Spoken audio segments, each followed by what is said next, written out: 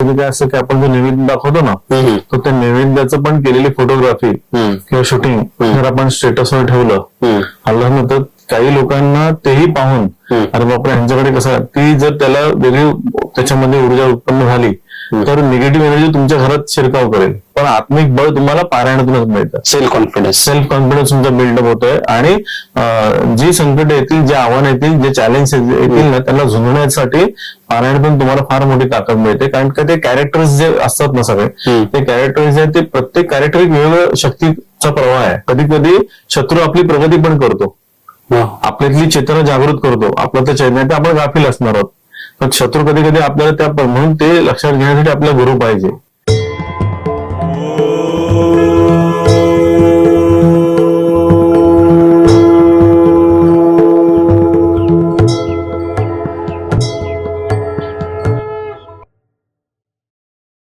आदेश स्पंदन पॉडकास्ट पारायण भाग 2 मध्ये आपले स्वागत आहे.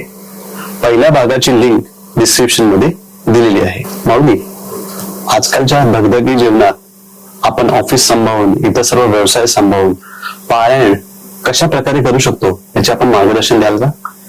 अगदी जरूर.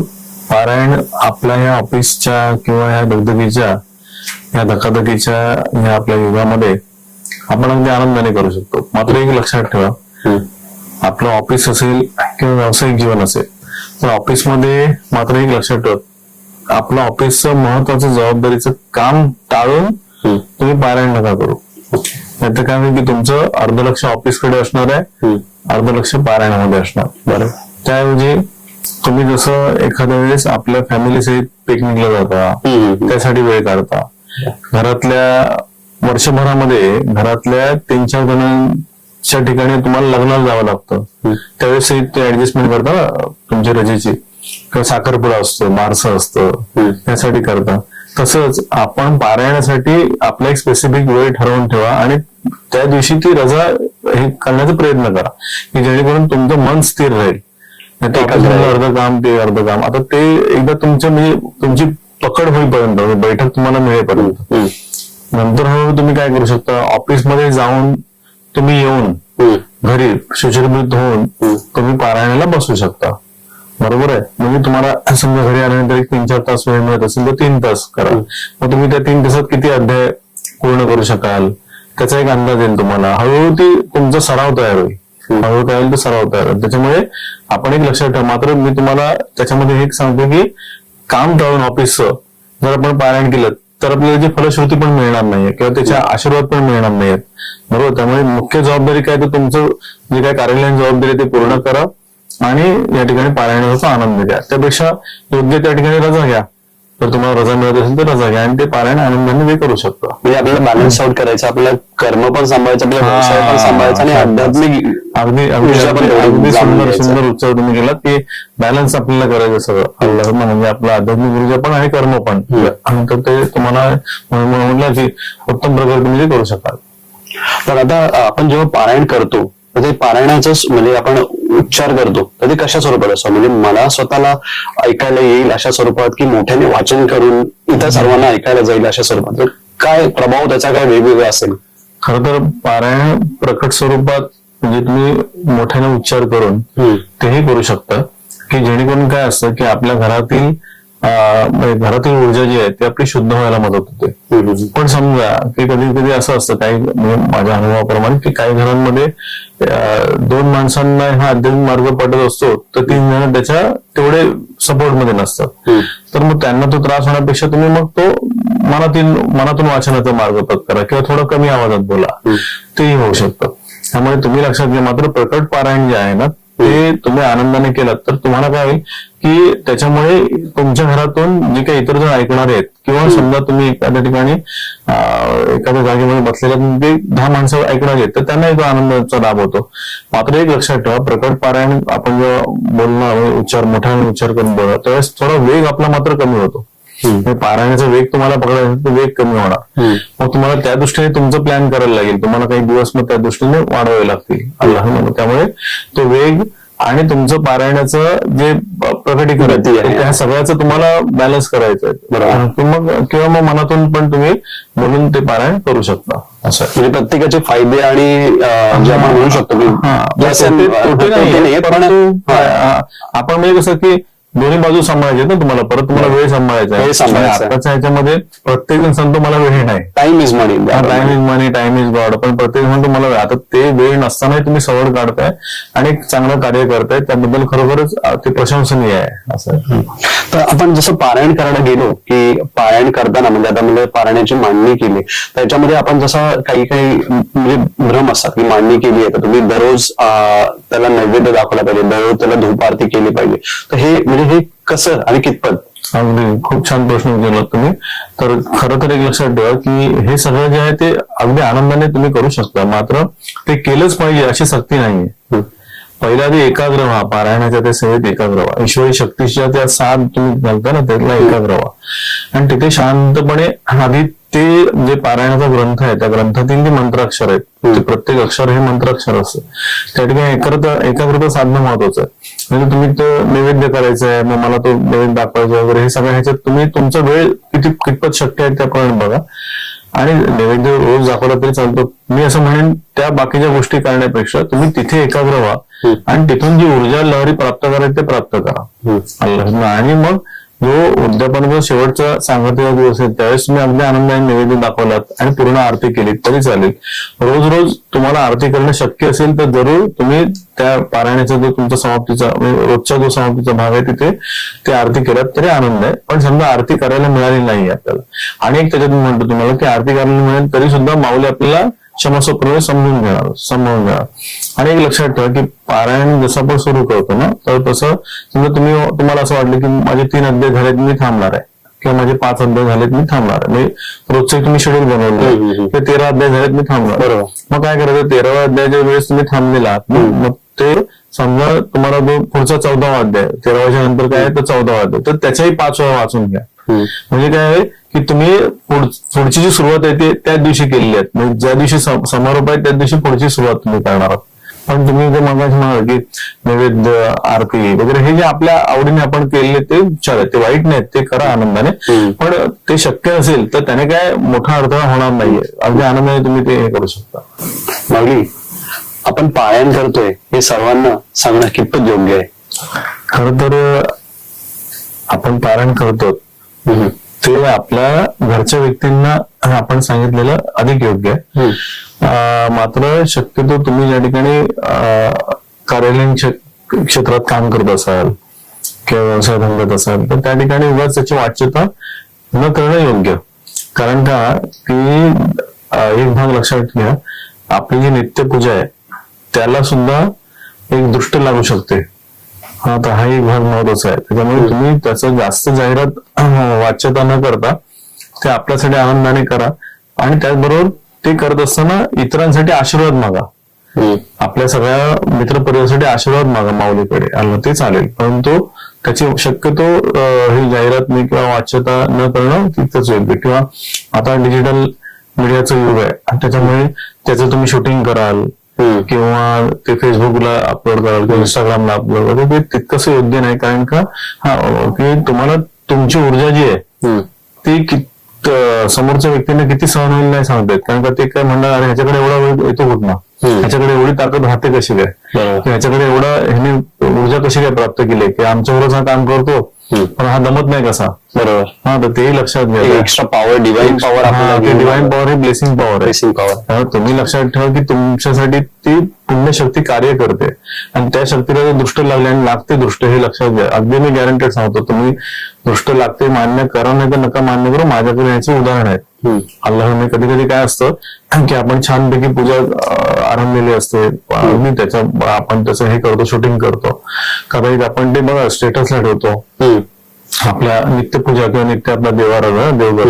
मी तर म्हणतो की आपलं देवघराचं जे शूटिंग वगैरे असतं ना ते पण शक्यतो आपण हे करू नका, म्हणजे ते स्टेटसला वगैरे ठेवू नका. तर त्यामुळे काय होते की तुमचं जे नित्यपूजेचं जे अधिष्ठान आहे त्याच्यामध्ये पण दृष्ट लागू शकते, विसरू नका. आणि त्याचबरोबर तुम्ही जो अगोदर प्रश्न केलेला की अगोदरच्या भागात की आपण देवासमोर आरती करतो, नैवेद्य दाखवतो, तर कधी कधी काय असतं की आपण जो नैवेद्य दाखवतो ना, तर त्या नैवेद्याचं पण केलेली फोटोग्राफी किंवा शूटिंग जर आपण स्टेटसवर ठेवलं, अल्लाह तर काही लोकांना तेही पाहून अरे बापरे ह्यांच्याकडे कसं, ती जर त्याला वेगळी त्याच्यामध्ये ऊर्जा उत्पन्न झाली तर निगेटिव्ह एनर्जी तुमच्या घरात शिरकाव करेल. हाही एक भाग हा संशोधनाचा विषय फक्त सायंटिफिकली हा झाला, म्हणजे आस हा प्रकार हा जो वर्ड आहे तो परफेक्ट आहे. ती जर त्या ठिकाणी आली तर आपल्या माता भगिनींना उत्तम प्रकारे अन्नपूर्णा करण्याची बुद्धी पण होणार नाही. एवढी आस माणसाला मारते हे लक्षात घ्या. त्याच्यामुळे आताच्या स्टेटसच्या युगात नेमकं काय ठेवा आणि काय ठेवू नये हे आता फार मोठा संशोधनाचा विषय आहे. विषय फार खोल आहे. म्हणजे आपण एका साईडला अध्यात्म बघतो आणि दुसऱ्या साईडला सायंटिफिक बघतो, आणि ह्या दोघांचंही आपण जेव्हा समज येतोय तेव्हा आपल्याला कळतं की काय बरोबर आणि काय डिजिटली जातोय आपण, आणि त्याचबरोबर आपल्याला अध्यात्माने कनेक्ट करून आपल्याला त्याचं एक सांगड घरत आपण त्याच्या गोष्टी. अगदी बरोबर, अगदी बरोबर, अगदी बरोबर. तर माऊली मला आता पुढे प्रश्न असा होता की आपण जसं आपण सांगितलं की कुटुंबात सगळ्यांना सांगू शकतो, तर माझ्या कुटुंबात काही लहान मुलं असतील तर त्यांना त्याचा या पारायणाचा भाग होता येईल का? अरे वा, खूपच सुंदर प्रश्न तुम्ही विचारलेला की जरूर तुम्ही तुमच्या लहान बाळांना पारायणाच्या या प्रक्रियेमध्ये, मग ती दिदी असू दे, कधी ताई असतील, सुकन्या असतील, नाही तर सुपुत्र असतील, बरोबर, आनंदाने तुम्ही समावेशन करून घ्या. उलट जितकं लवकर करता येईल ना त्यांना जोडता येईल या शक्तीशी तेवढं जोडून घ्या. मी त्याच्यात एक उदाहरण देईन. माझ्या वडिलांचं पुण्यस्मरण मी करेन की त्या ठिकाणी माझे वडील नाथपंथीय ऊर्जा साधक असलेले अल्लाह आणि नाथपंथी, त्यांना मी नाथकृपा सिंधू श्री महादेवनाथ महाराज असं त्यांना ओळख आहे. तर ते लहानपणापासून मी वयाच्या 4-5 वर्षापासून असताना मी जसं आमच्या वेळेस बालवाडी होती, आता तुमच्याकडे नर्सरी वगैरे आपण म्हणतो तसं बालवाडी, तर त्या वयाच्या अलीकडच्या वयात असताना सुद्धा मला त्याने पारायण करताना सोबत घेतलेलं आहे. आता ते सोबत घेतलेलं असताना कधी कधी मी त्यांच्या मांडीवर झोपायचो सुद्धा, मी अगदी प्रामाणिकपणे सांगतो, पण त्यांनी कधी असं म्हटलं नाही की त्याला दूर करून टाक. ते झोपताना सुद्धा त्यांचा जो स्पर्श मला व्हायचा तो मला आजही फील होतोय. मदतीवर हात फिरवणं, ते वाचन चालू असायचं. म्हणजे मी नैसर्गिकरित्या जे होते ते प्रक्रिया सांगा, पण एक लक्षात ठेवा, ते पारायण चालू असताना कदाचित एखादं भांड पण माझ्याकडून पडून जायचं किंवा एखाद्या वेळेस मी ते पूजेचं ते ते विस्कटायचो, पण ते कधी रागवायचे नाही की माझ्यामुळे त्यांना त्रास होतोय ते दाखवायचे पण नाहीत. उलट मला ते समजून घ्यायचे की राजन असं अशा पद्धतीने हे असं ठेवूया किंवा असं. कधी कधी ते पारायणाची मांडणी आवडताना ती माझी मदत घ्यायची. हळूहळू काय ती ओढ निर्माण झाली. तुम्हाला मी हेच सांगतो, सिक्रेट, हे टॉप सिक्रेट आहे की आपण काय करतो की लहान मुलं जरा जरी चुकली तर आपण म्हणतो अरे ह्याचा काय उपयोग नाही, ह्याला काही जमणारच नाही. जमणार नाही म्हटल्यानंतर तो आयुष्यात त्या ठिकाणी जोडलाच जाणार नाही. नंतर मोठं झालं आपण म्हणणार की मुलं आपल्या देवाकडे लक्ष देत नाही. एवढे देव आणले, एवढ्या पूजा करतो, एवढं सगळे ग्रंथ माझ्याकडे, ते लक्ष देत नाही. लक्ष देणार कसे? कारण तुम्ही त्या ठिकाणी पहिलं त्यांचं लक्ष काढून घेतलं ना. ओके, त्यामुळे ते लक्षात ठेवा. आणि दुसरी गोष्ट, लहान मुलांना त्या ग्रंथामध्ये समजा ते चित्र असतील, ग्रंथामध्ये काही काही वेळेस चित्र दिलेले असतात, ते चित्र दिलेले असतील तर त्या चित्रांमधून त्यांना अट्रॅक्ट व्हायला मदत होते. त्या चित्रांबद्दल तुम्ही त्यांना थोडंसं विवेचन करा, थोडंसं बोला, आणि आपण वेळ दिला पाहिजे, आपण वेळ काढलाच पाहिजे. आपण वेळ नाही असं म्हणून नाही चालणार. कारण मोबाईलमध्ये आता नाही म्हटलं तरी तुमचं सहज दिवसातला जर तुम्ही टाइम सेट केलात, चेक केलात, तर कमीत कमी 1.5-2 तास मोबाईलमध्ये तुमचं खाऊन टाकतोय. हाच वेळ आपल्या जिवंत मुलांना एक चैतन्याचे ते प्रवाह आहेत, चैतन्याचे झरे आहेत आणि बुधाच्या शक्तीचे ते कारक आहेत, त्यांना वेळ दिला तर आज ती मुलं बरोबर, जसं मी माझ्या वडिलांबद्दल लक्षात ठेवलंय ना, आणि त्यांच्या अनंत उपकार माझ्यावर आहेत. आज मी इथे बसलेलो आहे, तुमच्याशी बोलतोय, ते सगळं त्यांची कृपा आहे, माझ्या आई बाबांची ती कृपा आहे. म्हणून त्या दोघांच्या चरणी पुन्हा एकदा वंदन करतोय. मी तुम्हाला तेच सांगतो की लहान मुलांना अवश्य जोडा. जसं आमचं एक स्वयंशक्तीपीठ नाथ आश्रम नावाचं आमची संस्था आहे, तर त्या संस्थेमधून आज जर काही कार्य चालू असेल तर हेच चालू आहे की लहान मुलांना जोडत जाणं या आध्यात्मिक प्रवाहाशी. मग आम्ही अगदी, तुम्ही हे कराल की आमचं वेटू जिंदगी नावाचा दुसरा चॅनल आहे, बरोबर, तुम्ही जरूर बघा. त्याच्यामध्ये ह्या मुलांचे जे काही केलेले आम्ही जे भाग आहेत ना, की अगदी 3-3, 4-4 वर्षाची मुलं माऊली ज्ञानेश्वरी ग्रंथ घेऊन बसतात. माऊलींचा ज्ञानेश्वरीचा ग्रंथ घेऊन ते बसतात. भले त्यांना त्याच्यातलं काही वेळेस अक्षर उमगत नाही, म्हणजे त्यांच्या वयाप्रमाणे, पण ते आम्ही जो बोलतो ना ते परत ते बोलण्याचा प्रयत्न करतात. म्हणजे आज जर त्या मुलांना ती ओढ निर्माण झालेली आहे तर ती ओढ आमच्यासाठी फार मोठं एक उत्तम प्रकारचं ते वरदान ठरणार आहे अल्लाह. त्यामुळे तुम्ही लक्षात घ्या की लहान मुलांना जेवढं जोडता येईल या शक्ती प्रवाहाशी तेवढं ते जोडून घ्या. कारण आताच्या डिजिटल युगामध्ये ते डिजिटली स्मार्ट आहेत, टेक्नॉलॉजिकली स्मार्ट आहेत. आजची युवा पिढी पण स्मार्ट आहे. आपण म्हणतो की मुलं बिघडलेली आहेत किंवा मुलं नाही, मुलं बिघडले आहेत. आपण त्यांना घडवताना काहीतरी कमतरता होत असेल. कारण ते स्मार्ट आहेत, टॅलेंट आहेत, त्यांना हुशार आहेत. तर ती हुशारी थोडस आध्यात्मिक एनर्जी जर जोडली गेली तर अधिक प्रमाणात ती राष्ट्रीय आपल्या ह्या कार्यासाठी पण सिद्ध होती. आणि अशा पद्धतीने ती ऊर्जा, आणि त्याच्यामुळे पारायणातून तुम्हाला अनेक अनेक प्रकारच्या गोष्टी साध्य करता येतात. आणि सगळ्यात महत्वाचं म्हणजे डिप्रेशनवरचं फार मोठं ते औषध आहे. आणि संकट तुम्हाला झेलण्यासाठी आत्मिक बळ, मी पुन्हा पुन्हा त्याचा उच्चार करतो, माफ करा, पण आत्मिक बळ तुम्हाला पारायणातूनच मिळतं. सेल्फ कॉन्फिडन्स तुमचा बिल्डअप होतोय. आणि जी संकट येतील, जे आव्हान येतील, जे चॅलेंज येतील ना, त्यांना झुंजण्यासाठी पारायणातून तुम्हाला फार मोठी ताकद मिळते. कारण का ते कॅरेक्टर्स जे असतात ना सगळे, ते कॅरेक्टर्स जे ते प्रत्येक कॅरेक्टर एक वेगवेगळ्या शक्तीचा प्रवाह आहे. अल्लाह जसं तुम्ही आता गुरुचरित्राचं म्हणाल, गुरुचरित्र बद्दल, अल्लाह गुरुचरित्र हा फार मोठा ग्रंथ आहे. माऊलींची ज्ञानेश्वरी आहे, तुकाराम महाराजांची गाथा आहे. अल्लाह हे ग्रंथ आपल्या घरी असावेत, आपल्या घरी असावेत. आता तुम्ही म्हणाल की घरी असावेत म्हणजे नुसतं प्रदर्शन नाही ठेवायचं, बरोबर, तर ते आपण कधी कधी काढा. त्या ग्रंथासमोर आपल्या असले किंवा मुलांचा आपला त्याला हात लागला, आपला हात लागला, तर एनर्जी आपल्याला मिळणार आहे. बरोबर. आणि म्हणून मी तर माझं एक आवडीचं वाक्य मी अगदी तुमच्याशी संवाद साधतोय की आपल्या घरी कोणते ग्रंथ असावेत. तर आपल्या घरी ग्रंथ कोणते असावेत त्याच्या अगोदर मी सांगतोय की घरी नाही ज्ञानेश्वरी, काय म्हटलेलं आहे, घरी नाही ज्ञानेश्वरी, नाही तुकोबाची गाथा, घरी नाही ज्ञानेश्वरी, नाही तुकोबाची गाथा, घर नव्हे तोची रेडियांचा गोठा. वा वा वा. घर नव्हे तोची रेडियांचा गोठा, कैसा टेकवावा माथा, कैसा टेकवावा माथा. म्हणजे आपल्या घरी ज्ञानेश्वरी माऊलींची जर ग्रंथ जर ठेवण्यासाठी जागा नसेल तर तो रेड्यांचा गोठा आहे. अक्षरशः मी क्षमा मागून सांगतोय, कोणी राग म्हणू नका, वाईट म्हणू नका. तर माऊलींचा हा ग्रंथ आपल्या घरी असणं हे आपल्यासाठी फार मोठं भूषण आहे, ते आभूषण आहे, ते ऐश्वर्य आहे. बरोबर. तिला ऐश्वर्यवती ज्ञानेश्वरी म्हणून तिला आपल्याला ठेवा. आणि दुसरी गोष्ट की त्याच्यातून अनेक अनेक लाभ होणार आहेत तुम्हाला. बरोबर. अनेक अनेक लाभ होणार आहेत. आणि त्याच्यामुळे तुम्ही आपल्या घरात जर ग्रंथ ठेवायचे असतील तर जरूर ज्ञानेश्वरी. आणि जर मी त्याच्यात अजून एक पुढचा उल्लेख करेन की नानासाहेब साखरे महाराजांची जर ज्ञानेश्वरी, कारण ती साखरे म्हणजे साखरेसारखीच अक्षरशः मधुर आहे, अक्षरशः गोड आहे. तुम्ही जर ते उलगडत गेलात, वाचत गेलात तर आज वाचताना तुम्हाला एक वेगळा अनुभव फील होईल. तुम्ही काही दिवसांनी परत वाचायला गेलात तर अजून वेगळा फील होईल. असं हे 750-800 वर्षाचे अधिष्ठान चालूच आहे ना. बरोबर. आणि हे आजन्म सूर्यचंद्र असेपर्यंत ते चालू राहणार आहे. बरोबर. त्याला काही हे नाहीये, क्षय नाहीये, अक्षय एनर्जी आहे ती. त्यामुळे तुम्ही लक्षात घ्या की आपल्या घरी ज्ञानेश्वरी, हळूहळू तुमचं जसं एक आर्थिक हे असेल त्याप्रमाणे तुकाराम महाराजांची गाथा आणि त्याच्यासोबत अर्थसहित ती घ्या. सार्थ म्हणतात त्याला, सार्थ ज्ञानेश्वरी. ते घेताना असं घ्या, सार्थ ज्ञान, नुसतं ओळी रूप घेऊ नका. कारण का अर्थाने तुम्ही जेव्हा वाचायला घ्याल ना तेव्हा तुम्हाला अधिक मजा येईल. बरोबर. म्हणजे एका साईडला आपण अर्थ बघतो आणि दुसऱ्या साईडला ओळे असतात. आणि तशा पद्धतीने वाचायला गेलात ना तर तुम्हाला लहान मुलांनाही सोपी जाईल, त्यांना वाचताना ती ओळी समजेल, पण अर्थ पहिला. अगदी मी तुम्हाला त्याच्यातली अजून एक आठवण सांगतो. माझ्या बाबांनी असं केलं होतं की ते जेव्हा हे ग्रंथ घेऊन बसायचे त्यावेळेस ते वाचन करत असताना त्यावेळेस मला बाजूला बसवायचे आणि बाजूला 4-4, 5-5, 6-6 तास बाजूला बसवून घ्यायचे, त्या लहान वयात पण. आणि मी बसायचो त्यांच्यावर. पण मला ते काय काम द्यायचे की त्याच्यामध्ये काय सांगायचं की ते वाचन चालू असताना आलं ना खाली तळटीप असते, तळटीपाचे ते अर्थ दिलेले असतात, काही ग्रंथामध्ये खाली दिलेले आहेत. मग ते काय करायचे की एखादा जड उच्चार जो असायचा की तो त्या ठिकाणी ते पुन्हा पुन्हा रिपीट बोलायचे आणि मला म्हणायचे आता ह्याच्यातला अर्थ मला सांगायचा ना खाल्ला. मग मला मी ते शोधायचो, मी तो त्यांना सांगायचो. आलं ना परत काही दिवसांनी तो परत मला ते विचारायचे, म्हणजे मॅच पण करा आणि मेमोराईज पण करा. मग तो एक खेळ असायचा ना, तसं मला त्याची आवड निर्माण झाली. नंतर मग त्याच्यानंतर त्यांनी मला सांगितलं की राजन एक वही घे, एक वही कर, आणि त्या वहीमध्ये ते तुला नवीन जे उच्चार सापडलेत ना, वर्ड सापडलेत ते लिहून काढ. मग माझी अशी बँक तयार झाली. म्हणजे आणि तुम्हाला माहितीये का की बघा ते उच्चार कोडी नावाचे असं हे असायचं, हे असायचं आपलं म्हणजे कोडी आर्टिकल असायचे. तर खरं तर त्याच्यामध्ये ह्या ग्रंथांमधले जे उच्चार आहेत ना, वर्ड्स आहेत ना, ते कठीण टाकलेले असतात आणि ते तुम्हाला ग्रंथातूनच मिळणार.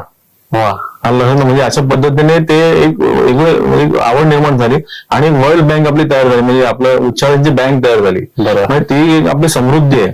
त्यामुळे तुम्हाला त्या दृष्टीने जर हे केलं तर खूपच एक आनंद त्याच्यातून घेता येईल. आता आमच्याकडे जी स्वयंशक्तीपीठ नाथाश्रमात जी छोटी छोटी लेकरं आहेत ती बरोबर त्या पद्धतीने ते त्याचा अर्थ उलगडण्याचा प्रयत्न करतात, पिकअप करायला लागले पिकअप करायला लागले. आणि ते आमच्यासाठी फार मोठा म्हणजे एक सार्थ अभिमान म्हणायलाही हरकत नाही. आपण असं समजून नाही पण अभिमान आहे की ही मुलं आज एवढ्या ओढीने आणि बसतात 2-2 तास ते बसतात बैठक घेऊन. तेवढी त्यांची इन्व्हेस्टमेंट आणि आहे. आपण आज काय म्हणतो की माझे मुलं 10 मिनिटं नाही बसायला बघत आहे. माझं घरातलं मुलं 10 मिनिटं बसत नाही किंवा अर्धा तास बसत नाही किंवा त्याच्या ट्युशन टीचर रोड 10 बसत नाही. तर ते हे एक वेगळी बैठक त्यांनी आज प्राप्त केली आणि ती मुलं आमची 2-2 तास बसतात. नातं उपासक आम्ही त्यांना म्हणतो, नातं उपासना आमच्याकडे गुरुवारची चालते. मला हा एक आनंद आहे, त्याच्यामुळे आम्हाला हा आनंद घेता येतो असं. नक्कीच नक्कीच. तर माऊली, आपण बघितलं की जसं आपण लहान मुलांपासून चालू केलं, आमच्या मोठ्या माणसांपर्यंत ही ग्रंथ वाचन करू शकतो. अशाच स्वरूपात आपण वृद्धांसाठी काय, म्हणजे आपण वेगवेगळ्या जनरेशन जर तुम्ही बघितलं, वेगवेगळे वयोमान बघितलं, तर वृद्धांसाठी कसं आहे, त्यांच्यासाठी सहज सोप्यारित्या कसं होईल वाचन आणि ते सफलदायी होईल. बरोबर. तर वृद्ध माऊली जे आहेत, म्हणजे जे वयोवृद्ध जे आहेत, तर मी त्यांना म्हणजे अगोदरच्या आपल्या भागामध्ये मी सांगितलेलं की त्यांना बसण्यासाठी जे सुखासन म्हणतात ना त्याला, त्या पद्धतीने जर त्यांना बसण्याचं आपण काही प्रयोजन करून दिलात की टेबल खुर्चीवर त्यांना अगदी आनंदाने ते बसू शकतात, टेकून बसू शकतात.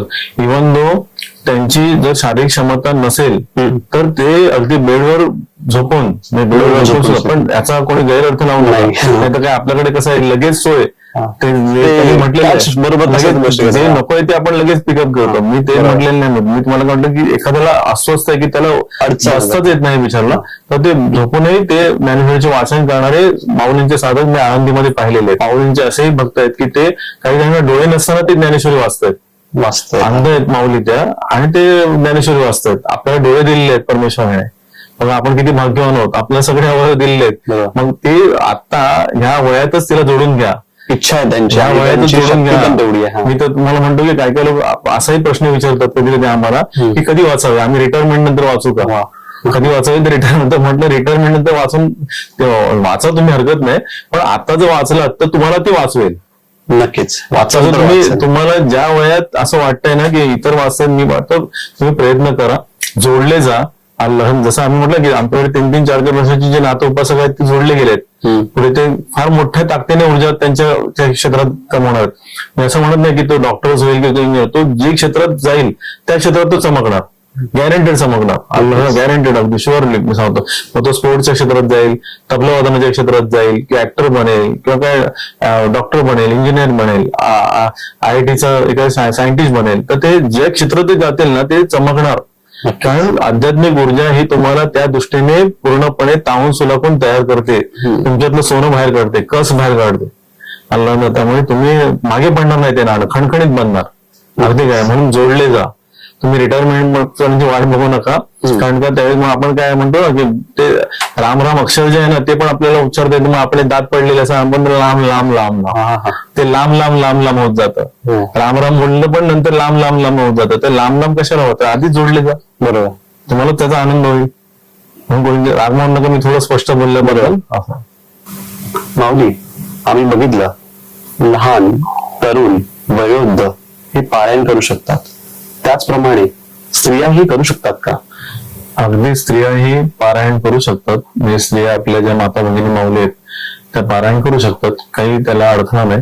परंतु एक असा समज आहे की तुम्ही पण तो ऐकलेला असेल की स्त्रियांनी श्री गुरु चरित्र जे आहे तो ग्रंथ शक्यतो त्याचं पारायण करू नये असं म्हटलेलं आहे. आणि ते त्याच्या मागे म्हणजे वंदनीय टेंबे स्वामी महाराज जे आहेत त्यांनी फार मोठा सार्थ अभ्यास करून ते म्हटलेलं आहे. त्याच्यामध्ये ज्या स्त्रिया माऊली ज्या आपल्या आहेत त्यांना कमी लेखण्याचा काही प्रयत्न नाहीये त्यांचा, किंवा तसा कुठलाही उद्देश नाहीये. तर त्याच्यामध्ये एक लक्षात ठेवा की उलट स्त्री शक्ती जी आहे बरोबर ती आपल्या बंधुजनांपेक्षा, अर्थात मी जे मांडतोय मत ते माझं वैयक्तिक मत असं किंवा काही मी मांडतोय त्याच्याबद्दल मी क्षमा मागतो आधी, तुम्हाला ते पटेल न पटेल मला माहिती नाही, परंतु स्त्री शक्ती जी आहे ती आपल्या बंधुजनांच्या शक्तीपेक्षा कितीतरी सरस आहे.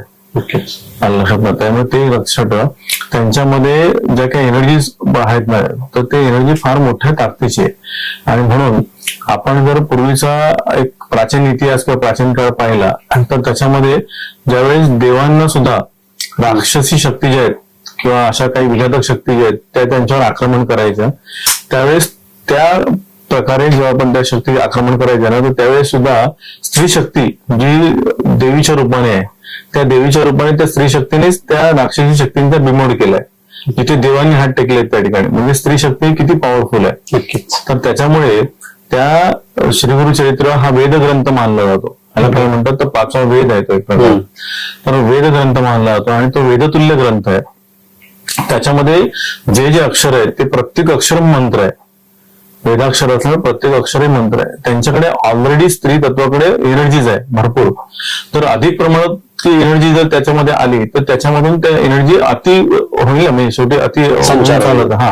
तर त्यामुळे ते लक्षात ठेवा, म्हणून त्याचा तो अर्थ त्यांनी संशोधनात्मक विचार केलेला आहे. आणि म्हणून स्त्रिया माऊली ज्या आहेत तर त्यांनी श्री गुरु चरित्राशिवाय जे काही अन्य ग्रंथ आहेत त्याचा आनंदाने ते लाभ घेऊ शकतात. मात्र एखाद्याने म्हटलं नाही मला ते करायचंच आहे तर त्याला काही आपण अडवू शकत नाही की आपण त्याच्यामध्ये बंधन घालू शकत नाही. पण त्याच्यामध्ये ते श्री गुरु चरित्र हा जो ग्रंथ आहे तर तो त्याच्यामध्ये श्री माऊली जे आहेत त्यांनी फक्त तेवढा ग्रंथाचं पारायण आहे ते न करता इतर जे ग्रंथ आहेत मग ते ज्ञानेश्वरी असेल किंवा दासबोध असेल किंवा अन्यत्र जे काही ग्रंथ आहेत, दत्त महात्मा ग्रंथ आहे आणि त्याच्यात टेंबेस्वामी महाराजांनी अधिक आपल्यासाठी सोयीचं केलं आहे माऊलींसाठी, ते म्हणजे सप्तशती गुरुचरित्र हा ग्रंथ त्यांनी आपल्यासाठी केलेला आहे माऊलींसाठी. त्याचबरोबर दत्त महात्मा ग्रंथ सुद्धा आपण आनंदाने त्याचं हे करू शकतो, पठण करू शकतो. खूप गोड ग्रंथ आहे. तर त्यामुळे अन्यत्र ग्रंथ आहेत आपल्याला मात्र. आणि त्याचबरोबर गद्य गुरुचरित्र हा जो ग्रंथ आहे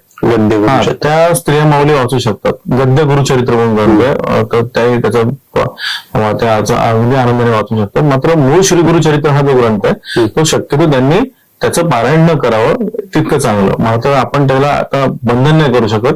प्रत्येकाची शेवटी इच्छा आहे त्याप्रमाणे ते आनंद लाभ घेऊ शकतात. असं जसं आपण बंधन बघितलं तसं काही नियम अटी आहेत का कौटुंबिक जेव्हा आपण पारायण करतो तेव्हा काही अडचणी येतात किंवा काही समस्या येतात तर त्या काही उलगडल्यात तर बरोबर. तुम्ही म्हणलं त्यामध्ये सगळ्यात महत्वाचं म्हणजे कसं असतं की पारायण आपण सुरू केलेलं असतं आणि त्याच्यानंतर कदाचित आपल्या नातेवाईकांकडून आपल्याला सोहेर म्हणा किंवा सुतक म्हणा तर अशा गोष्टी तिथे येऊ शकतात कदाचित काळाच्या अनुषंगाने. तर त्यावेळेस मात्र ते पारायण जे आहे कारण ते आपण संकल्प करून केलेला असतो. पारायण जे आहे संकल्प करून सुरुवात केली असते. संकल्प म्हणजे आपला शुद्ध हेतू सम्यक शुद्ध हेतू आपण केलेलं पारायण. आणि कधीही लक्षात ठेवा की ते जे पारायण आहे ते मग अर्धवट ठेवायचं नाही. ते इतरांकडून कोणाकडून तरी आपले गुरुबंधू असतील, समजा तुम्ही गुरु परिवारात आहात तर तुमचे गुरुबंधू कोणी असतील किंवा गुरु भगिनी कोणी असतील तर त्यांच्याकडून ते पूर्ण करून घ्या. पूर्णत्व करून घ्यायचं त्याचं पूर्ण करून घ्या. ते अर्धवट सोडू नका ते. आणि दुसरी गोष्ट तुम्हाला म्हटलं की संकल्प म्हणजे सम्यक असा भाव ठेवून केलेला तो आपला कल्प म्हणजे इच्छा संकल्प. तर त्यामुळे ते लक्षात ठेवा कधीही कोणतेही पारायण एखाद्याचं वाईट व्हावं किंवा एखाद्याचं काहीतरी हे व्हावं वाईट व्हावं शत्रूचं पण वाईट इच्छू नका. बरोबर.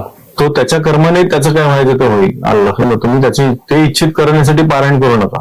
तुमचा हेतू शुद्ध असावा, सात्विक असावा आणि शुभलहरी युक्त असावा. त्याच्यामुळे तुम्ही त्या पद्धतीने संकल्प करा आणि त्या पद्धतीने पारायण करा. म्हणजे काही वेळेस काय असतं की कधी कधी एखाद्या पुस्तकामध्ये चुकीचे मार्गदर्शन केलेलं असतं की तुम्ही हे केलं की शत्रूचा बिमोड होणार किंवा शत्रूचा नाश होणार. तर शत्रूची शक्ती जी आहे ती शक्ती त्या ठिकाणी त्या शक्तीचं जे काय करायचं ते ईश्वरी शक्ती ठरवेल.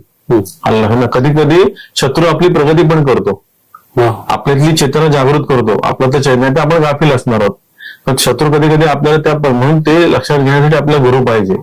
आपण गुरु परंपरेत यायला पाहिजे. आपण सद्गुरु परंपरेत आलं तर आपल्याला हे ज्ञान प्राप्त होतं अल्लाह. त्याच्यामुळे तो जो भाग आहे तो त्यामुळे तुम्ही ग्रंथ पारायण करत असताना संकल्पासहित जेव्हा पारायण करणार तेव्हा त्या पद्धतीने त्याचा पुढचा भाग आचरणात आणा. असं जसं आपण अडचणीचा भाग बघितला आणि थोडी बंधनं बघितली तर अशा वस्त्र परिधान करून पारायण केलं पाहिजे असे काही नियम. अडचणीचा एक उल्लेख आहे त्याच्यात अजून एक मुद्दा मी थोडासा तुमचा क्षमा मागतो की त्याच्यामध्ये एक नैसर्गिक अडचण येते. स्त्री आपल्या घरातल्या माता भगिनी ज्या आहेत ना तर त्या माता भगिनींना नैसर्गिक मासिक धर्म येऊ शकतो. तर त्याच्यामध्ये कसं आहे की आपले कदाचित घरात आपल्या कन्या असतात किंवा आपली पत्नी असेल किंवा आपली आई असेल किंवा आपल्या सुनबाई असतील तर नैसर्गिक भाग आहे मासिक धर्माचा. तर त्यावेळेस काही पारायण थांबवू नका. तुमचं पारायण तुमचं वाचन चालू राहते. फक्त जी काही घरात तुम्हाला तुमच्या जागेच्या कक्षेप्रमाणे जी काही शुचिर्भूतता पाळता येत असेल ते तेवढी ते त्याचं पालन करावं. आणि शेवटी मी पुन्हा सांगतो तुम्हाला माऊलीला किंवा परमेश्वर शक्तीला आपल्यापेक्षाही आपल्या लेकरांची काळजी आहे. आणि आपल्याकडून जे काही क्षम्य आपण जाणीव आहेत ना आपल्याला की नाही, आपल्याकडून म्हणजे आपल्या कुठेतरी मनात ते वाटतं ना, तर त्याबद्दल त्यांना त्याची पोच होते, ते ऍक्शन रिॲक्शन सगळं. आणि आपल्यापेक्षाही तो सुप्रीम सोल आहे, ते सुप्रीम शक्ती आहे ती, त्यामुळे त्यांनाही समजतं. त्यामुळे तसं कधी आलं तर मनात काही खेळखंड बाळगू नका की बरं मी वाचन करायला घेतलं, माझ्या सुनेला अडचण आली, मी वाचन करायला घेतलेलं, माझ्या मुलीला अडचण आली, माझ्या पत्नीला अडचण आली. तर असं कधी मनात खेळखंड बाळगू नका.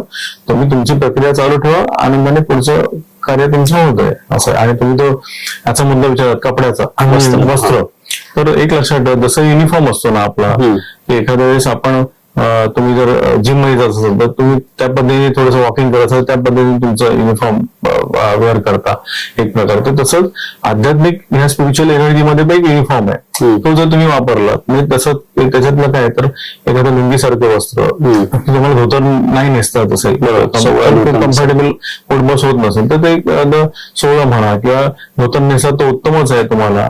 त्याच्याबरोबर उपरणं घ्या खांद्यावर आणि टोपी तर त्याचबरोबर जर ते शक्य नसेल तर लुंगीसारखं एखादं वस्त्र घ्या. किंवा नाथपंथीय परंपरेमध्ये जे आम्ही आहोत ना, तर आम्ही असं त्रास वस्त्र बांधतो, अगदी सुलभ वस्त्र. जसं ज्ञानेश्वर माऊलींच्या तुम्ही जर बघत असाल तर त्या पद्धतीने ज्ञानेश्वर माऊलींची चित्रवर रेखा बघत असाल ना, त्यामुळे तुम्हाला दिसेल की माऊलींनी वस्त्र जे बांधलेले तर ते सहज सुलभ वस्त्र, तर तसं वस्त्र बांधलात तरी चालेल. आणि त्याचा वापर तुम्ही पारायणाच्या वेळेस करू शकता. त्याचबरोबर माता भगिनी ज्या आहेत, त्या माता भगिनींनी साडी नेसलं तर उत्तमच आहे. पण समजा आता प्रत्येक वेळेस ते शक्य नाहीये, तर समजा त्यांनी जरी तो म्हणजे जसं आपण म्हणतो की काही पंजाबी त्याला ड्रेस म्हणतात, त्याचं सलवार कुर्ता वगैरे म्हणतात, तसा घातलेला आहे, पण तो सैल सर व्यवस्थित, कारण का एकदम टाईट असेल तर मग ते त्यांना तेवढं बसणं बिचारणं त्रास होईल अल्लाह. तर त्यामुळे की त्यांना तो मी म्हटलं पहिल्या आधी मी प्राधान्य दिलं साडीला, तर साडी त्यांनी वापरली तर उत्तमच आहे. 9वारी साडी घातली त्याच्यापेक्षा उत्तम आहे. आणि त्याच्याबरोबर नाकात नथ अल्लाह, आणि थोडंसं एखादं सुगंधी फुल, कारण का ती एनर्जी काय करणार आहे घरातल्या पण याचं एक सात्विकता निर्माण करणार आहे, संपूर्ण सात्विकता घराला पण मिळणार आहे अल्लाह. मुलांमध्येही ती ओढ निर्माण होणार आहे. आणि दुसरी गोष्ट ती वस्त्र पण उपयोगात आणली जाणार आहेत आणि त्यांना एक वेगळी ऊर्जा मिळते, वेगळा लाभ होतो. पण मी असं म्हणत नाही की त्याच्यामुळे काय दुसरं आणणार आहे, पण हे करताना तुम्ही जर तेवढं जर काळजी घेतली तर उत्तम. आणि त्याचबरोबर त्यांनी जर उपकरण एखादं घेतलं, समजा भगवस्त्र आहे त्यांच्यावर उपकरण घेतलं आणि डोक्यावर बदल घेऊन जर ते वाचन केलं तर अधिकच चांगलं, अधिक फलदायी आहे. अशा पद्धतीने ते वस्त्र ते वापरू शकतात असं. तर आपण आता नियम, अटी आणि अडचणी बघितली. तर आता एक वेगळा प्रश्न होता की जसं आपण पारायण करतोय, पारायणात आपण बघितलं की कधी कुठेही सुलभ करू शकतो. तर ऐकण्यात असं आलं होतं की काही महिने जसे आपण श्रावण, मार्गशीर्ष, तर ह्या महिन्यामध्ये पारायण केलेलं अधिक फलदायक असतं. तर त्याचा मागचा उलगडा कसा आहे? खूप छान प्रश्न विचारला तुम्ही. तर श्रावण महिना आणि मार्गशीर्ष महिना हे 2 महिने अत्यंत प्रशस्त आहेत आध्यात्मिक ऊर्जेसाठी.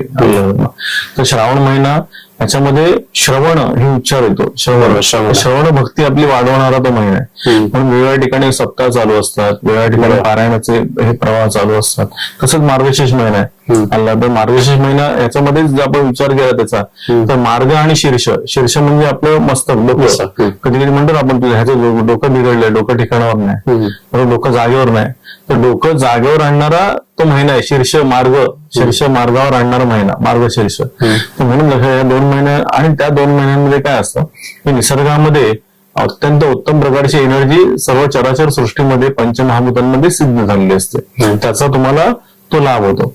आणि म्हणून श्रावण महिना जो आहे, श्रावण महिन्यामध्ये तुम्ही पारायण केला, तुम्हाला एनर्जीशी कनेक्ट व्हायला उपयोग आहे अल्लाह. म्हणजे इतर महिन्यात करू नये असं नाही म्हटलेलं, पण श्रावण महिना निसर्ग तुमच्यासाठी साथ द्यायला तयार अधिक प्रमाणात असतो, म्हणून त्या पद्धतीने तुम्ही त्याचा तो लाभ घेऊ शकता असं. तर आपण माऊली आतापर्यंत आपण जसं पारायणाविषय जसा आपण समजत गेलो तसा आम्हाला अजून आत्मसात होत गेला. आपण भाग 1 मध्ये बघितलं की पारायण कसं करावे. तर आता आम्हाला असा प्रश्न पडला की आता जसं पारायण आता काय करावे, कसे करावे असं उलगडत गेलंय. तर पारायणाची जी सांगतात जसं आपण उद्यापन म्हणतो ते कसं करावं?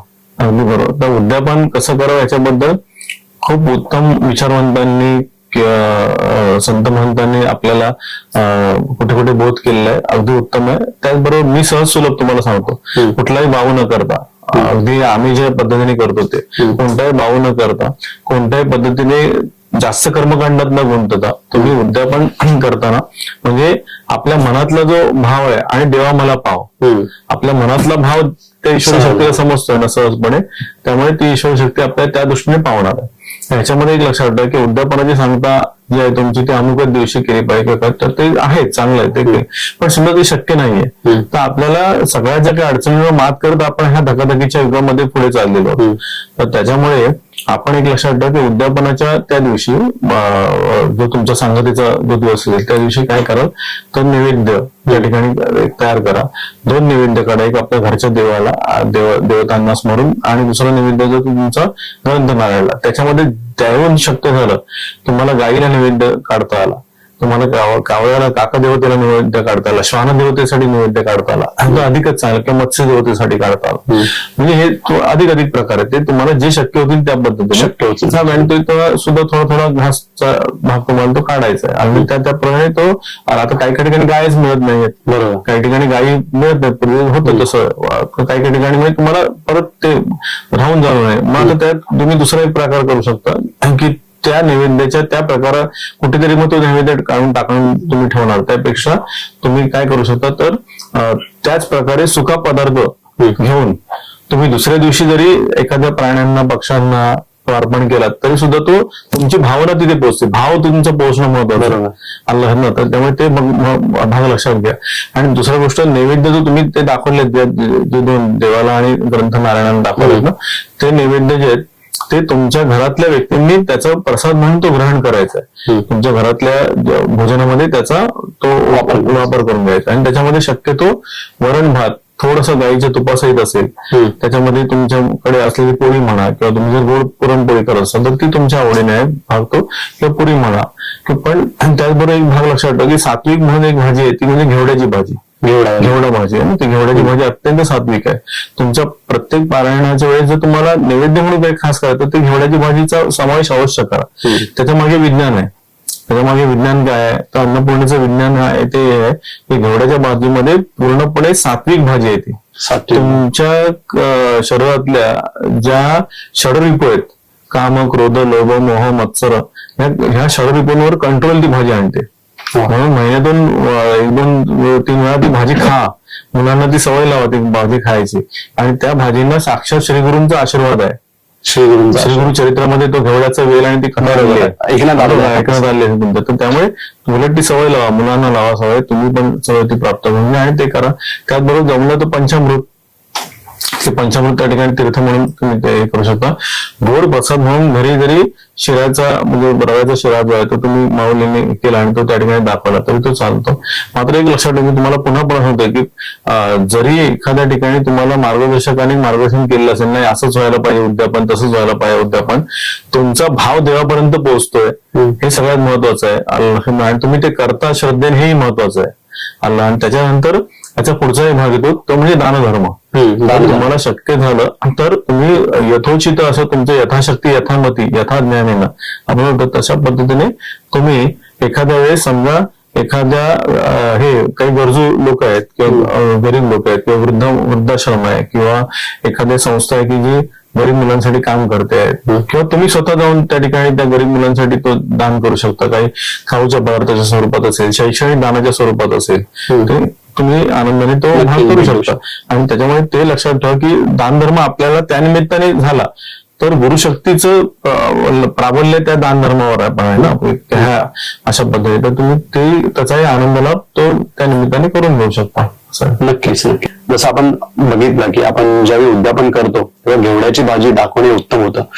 त्याच प्रश्नास जोड म्हणून आपण दुसऱ्यांकडनं घेतलेलं अन्न पारायणाच्या काळात ग्रहण केलं पाहिजे का, म्हणजे ते आपण सेवन केलं पाहिजे का? त्याला पारायणाच्या आपण काळामध्ये आपण त्याला परान्न असा एक उच्चार आहे. परान्न म्हणजे परान्न सेवन करावं की नाही करावं. अर्थात शक्यतो परान्न सेवन टाळलं पाहिजे. पण त्यात आपण जेव्हा ह्या शहरांमध्ये राहतो, आपण कामावर जाणार आहोत आणि पारायण चालू आहे आपले म्हटलेलं आहे, आपण त्याचा उच्चार पण केलेला आहे, तर त्यावेळेस आपल्याला नाईलाज आहे एखाद्या ठिकाणी आपल्याला ते परान्न सेवन करावं लागते किंवा काय. मग त्याच्यात आपण काय करू शकतो तर ड्रायफ्रुट्स म्हणजे आपण जे सुकामेवा ज्याला म्हणतो तो पदार्थ तुम्ही सेवन करू शकता, फळं सेवन करू शकता, आणि एकदमच तुमचा नाईलाज झालेला आहे. म्हणजे मी अगदी आमचं प्रामाणिक उदाहरण देतो तुम्हाला, अगदी प्रामाणिकपणे सांगतो. माझ्याबरोबर माझ्या शिष्यदेवता पण असतात. तर आम्ही समजा आता गाणगापूर सारख्या ठिकाणी गेलेलो किंवा अक्कलकोट सारख्या ठिकाणी गेलेलो किंवा आळंदी सारख्या ठिकाणी गेलेलो, तिथे आम्ही अन्नछत्रात भोजन मिळालं तर ते आम्ही घेतो. परंतु समजा तो वेळ आपल्याला साधता नाही आला तर आम्ही कुठेतरी त्या ठिकाणी उपहारगृह आहे त्याच्यामध्ये आम्ही जाणं साहजिकच आहे. कारण का परत ते आपल्याला आपल्या बरोबर समजा आपल्या माता भगिनी नाही आहेत ते जेवण बनवून द्यायला, मग आम्ही तिथे गेलेलो तर तिथे ते आपण अन्न जे सेवन करणार ते आपण काय करणार, त्याचं काही पे करणार, त्याचं मूल्य देणार, शुल्क देणार. ते आपण फ्री ऑफ चार्ज मध्ये नाही घेणार आहोत ना, आपण त्याचं शुल्क देणार आहोत. मग ते शुल्क देऊन ते आपण जर अन्न सेवन केलेलं आहे तर ते त्या ठिकाणी ग्राह्य आहे. ही सोय आपण एक सोय म्हणून केली आहे अल्लाहने. कारण का आपण जर समजा 3-3, 7-7 दिवसाचं पारायण करतो तर आपण तेवढे दिवस उपाशी कदाचित राहू नाही शकत. आणि मी प्रामाणिकपणे आमचं सांगतो तुम्हाला की आम्ही हाच प्रकार करतो. अर्थात त्याने आमचं काहीच वाईट झालेलं नाही किंवा काही चुकीचं झालेलं नाही अल्लाहने. पण एक आहे की तुमची जी काय त्या वेळेची जी काही अन्नमय पदार्थाची जी काय हे आहे भूक आहे ती तुम्हाला त्या पद्धतीने तुम्ही त्याचं पे केलेलात आणि तुम्ही ते घेतलेलात.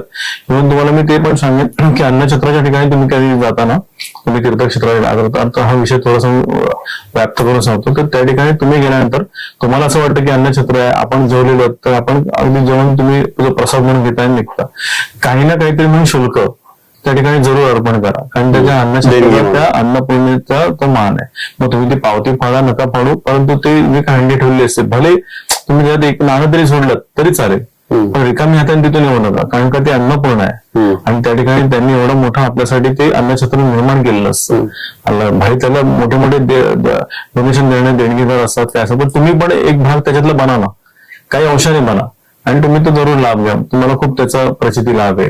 नाही काही वेळा बराच वेळा असं होतं की अन्नछत्र आपण आपल्यासाठी सोय केलेली आहे, आपण म्हणजे रागमान नका, मी थोडासा स्पष्ट मुद्दा म्हणतो. अर्थात काही लोकांना ते माहिती पण नसतं की असं काही करावं म्हणून मी तो मुद्दा घेतला. आणि त्या ठिकाणी त्या अन्नपूर्ण देवतेबद्दल मनोमन आभार माना. कारण का एवढं त्यांनी त्या ठिकाणी आपल्यासाठी सोय, भले तो डाळ भात देतील तिथे नाव पण ठेवू नका की अरे काय अन्नछत्राकडे फक्त आपल्याला डाळ भात मिळाला नाही. कारण का ते त्या शक्तिरूप देवतांनी केला तो प्रसाद असतो आणि त्या शक्तिरूप तिथल्या ज्या इष्टदेवता असतात त्या ठिकाणी त्या अन्नपूर्णेमध्ये वास केलेला असतो. त्यांनी तो प्रसाद मिळाला एक कणभर.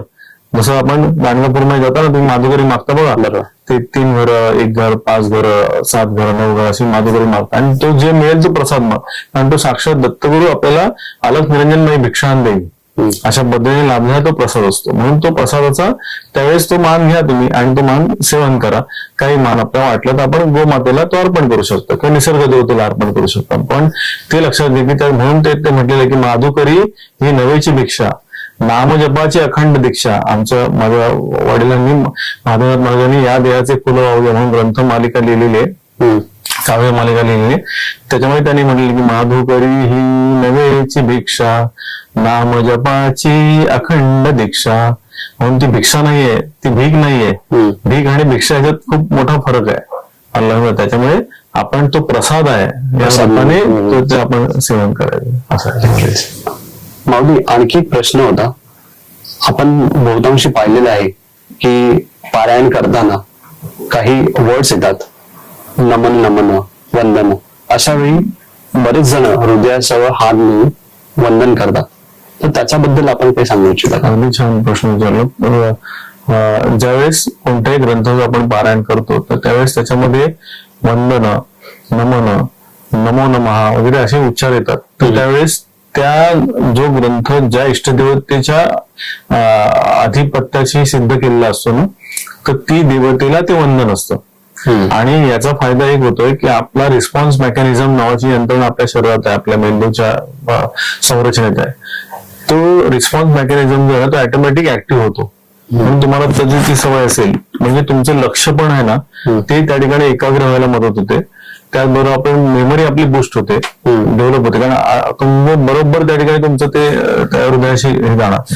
याच्यात तुम्हाला एक हे सांगतो उदाहरण, तुम्हाला कदाचित ते पटेल न पटेल पहा की कदाचित काही वेळेस सवय असते, आपण एखाद्या वेळेस आपल्या घरातून निघालो की एखाद्या वेळेस एखादं गुरुस्थान असते किंवा एखाद्या वेळेस एखादं मंदिर असतं किंवा एखादा मठ असतो स्वामी महाराजांचा किंवा गजानन महाराजांचा किंवा साईबाबांचं मंदिर किंवा दत्त महाराजांचं, तर आपल्याला अशी एक सवय असते की सहजगत्या आपली असं हृदयाशी सहजगत्या पण आपल्याला सांगत नाही की आता इथे बाबांचं मंदिर आलं किंवा स्वामींचं मठ आलं, बस मधून प्रवास करताना पण आपल्याला हात जातो. जातो मग त्यावेळेस काय तो उलट तुमचा मेंदू जो आहे ना रिस्पॉन्स होतो अधिक ऍक्टिव्ह होत राहतो. तुम्ही ती सवय असेल तर ती जरूर आपण लावून घ्या. आणि मी मोठे मोठे लोक पाहिले, तुम्ही काय लाजायची गरज नाही. काही वेळेस कसं आपल्याला लाज वाटते, अरे आपण एवढे शिकलेलो आहोत, आपण एवढे मोठे आहोत, आपण कसं येते हे करा, आपल्याला कोणतरी कमी म्हणाडं, तर तसं नाही. तुम्ही काय थोडीच खाली वापरून नमस्कार करतात, तर शक्य नाही. तुम्हाला हृदयाशी हात लावण्याने काय बिघडत नाही. आणि त्याच्यामुळे काय होतं की आपल्याला तिथूनच्या इष्टदेवतांचा आशीर्वाद आपल्याला येण्या प्रकारे सहजगत्या लाभतो. बरोबर. अल्लाह म्हणजे तुमच्या पायात बूट असू दे, चप्पल असू दे, त्याचा काही संबंध नाही. तुमच्या हृदयातला भाव महत्वाचा, हृदय भाव आणि देवा मला पावा, अल्लाह हे सगळ्यात महत्वाचं आहे. माऊली, पारायणासारखा गहन विषय कोणताही भाव न करता आपण सहज सोप्या पद्धतीने आम्हाला उलगडून दिलात. ते करताना आपण अध्यात्माबरोबर विज्ञानाची सांगड करून दिली, त्याबद्दल आपले धन्यवाद. माझ्याबरोबरच इतर सर्व श्रोत्यांनाही या विषयाची आवड लागली असणारच. श्रोते हो, स्पंदनचा आजचा हा एपिसोड तुम्हाला आवडला असणारच. त्या संदर्भात असणारे प्रश्न आणि सूचना आम्हाला कमेंट बॉक्समध्ये पाठवा. तसेच आपण भेटूया पुढील भागात नवीन विषयासोबत, नवीन विषयासोबत, नवीन विषयासोबत, नवीन विषयासोबत, नवीन विषयासोबत, नवीन विषयासोबत,